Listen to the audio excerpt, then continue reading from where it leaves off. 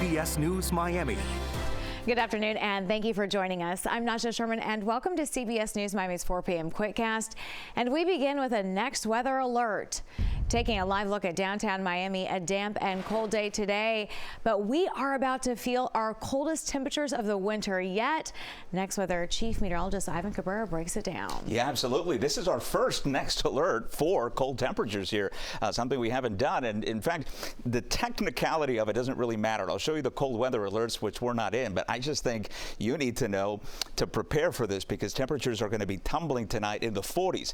Actual thermometer is not going to go into the 30s, but because the wind is going to be so strong tomorrow morning, we will have wind chills in the upper 30s for quite a few hours here, and then we turn milder. So this is only going to be for tonight as far as the next alert, and for tomorrow morning, where again temperatures will feel like in the upper 30s. Now, if you have friends up north of Broward heading up to Palm Beach County or points to the west and north, they're under cold weather advisories. That means feels like temperatures, those numbers in the morning will be below 35. We'll have feels like in the 20s here across central Florida. So again, this is where you want to dress in layers, put off anything in the morning if you can. If you're sensitive to really, cold conditions like that, bring in those plants, bring in the pets, particularly if they're not used to this kind of weather here in South Florida, which none of us are, right? And also, keep in mind that this is going to be for several hours through tonight and into the early part of tomorrow. So it's not going to be just when you wake up.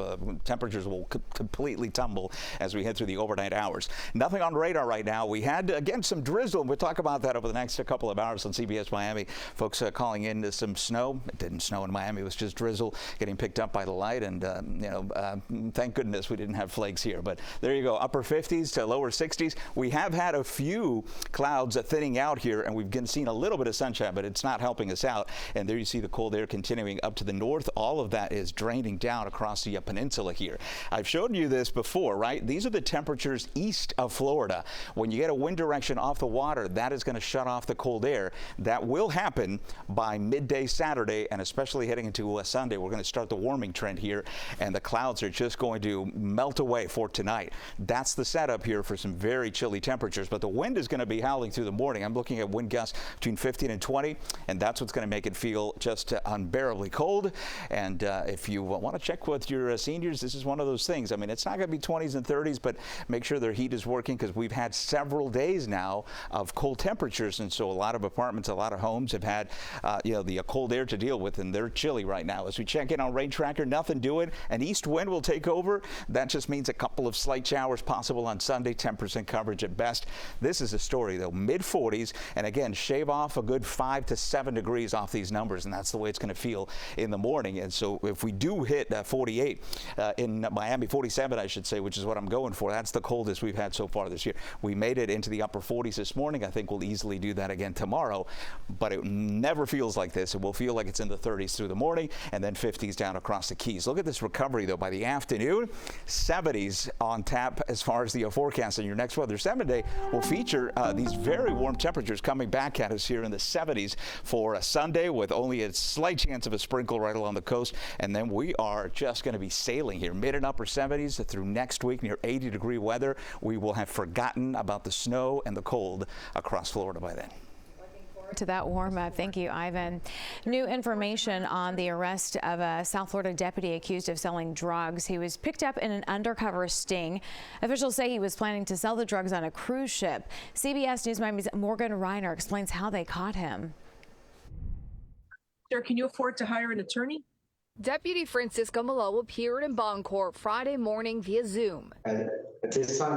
In the arrest affidavit, it says the criminal conspiracy section of MDSO suspected Malo of selling Molly and ecstasy. So they set up an undercover operation, and Malo sold the pills for $240 to another officer. Where the warrant was issued for possession of a controlled substance and sale of a controlled substance. Through this operation, the investigators also learned Malo had plans to smuggle the pills onto a Royal Caribbean ship set to leave Port Miami.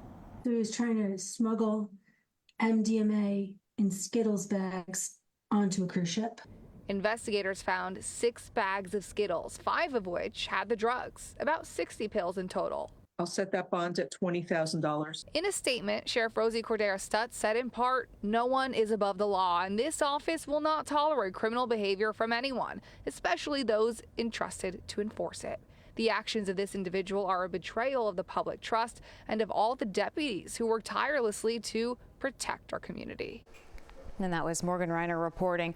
We're going to have more on the deputy's background on CBS News Miami at 5 here on the stream.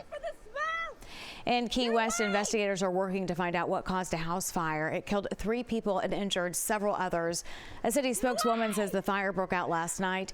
2 adults and a child died. It happened on Emma Street. Officials say 3 children were rushed to the hospital. Now to the first 100 days of the Trump presidency. President Trump and the First Lady visited Asheville, North Carolina. They will tour the remaining damage from Hurricane Helene. The trip comes as President Trump has voiced criticism of FEMA. The president is also visiting Southern California today. Firefighters still battling flames there. The fire has now scorched more than 10,000 acres.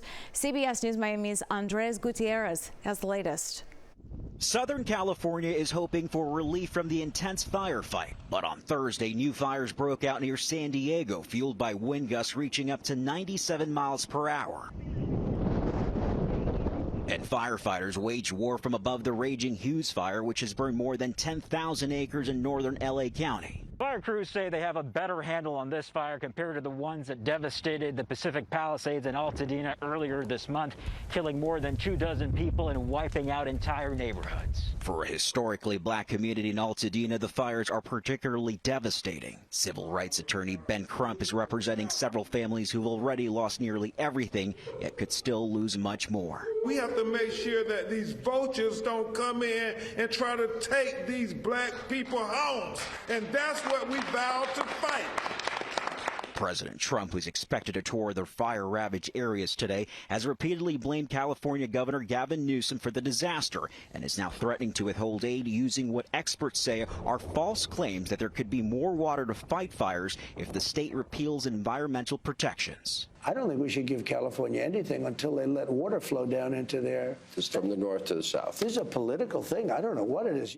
At a news conference Thursday, Governor Newsom did not reference the president as he announced a $2.5 billion relief bill to jumpstart recovery efforts. And while there's finally rain in the forecast this weekend, that brings another concern, possible mudslides.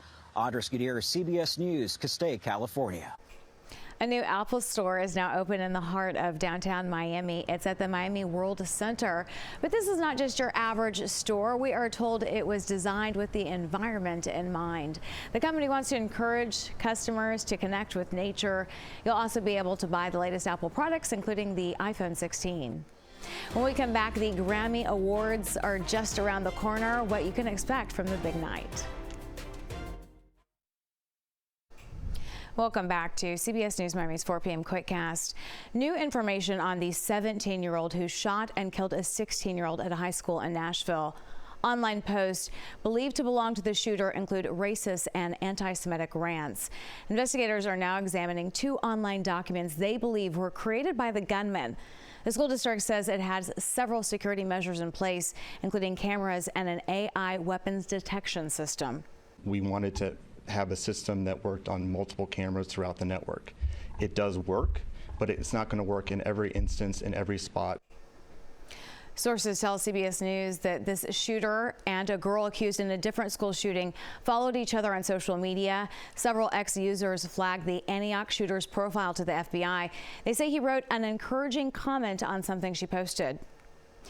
Ford Motor Company is recalling more than 270,000 Broncos and Mavericks. The automaker says a power problem could cause the vehicles to stop unexpectedly or fail to start.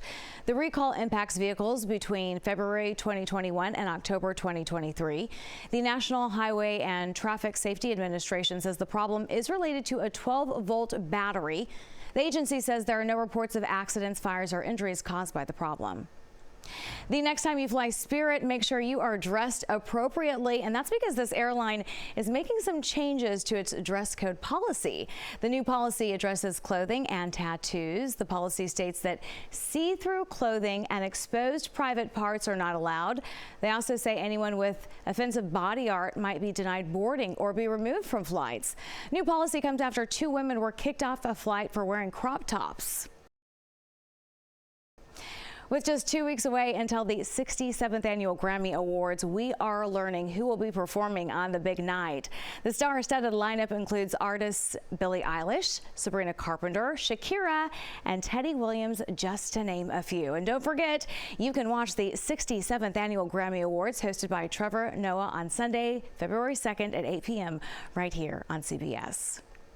Well, if you hear the revving of engines this weekend, it's because the Monster Jam is in town. The action-packed show is at Lone Depot Park tomorrow and Sunday, and you can come out and watch favorites like Grave Digger and El Toro Loco compete. Tickets are still available. And that does it for your CBS News Miami Quickcast. I'm Najahe Sherman. Stay tuned for more news right here on CBS News Miami, and stay warm today.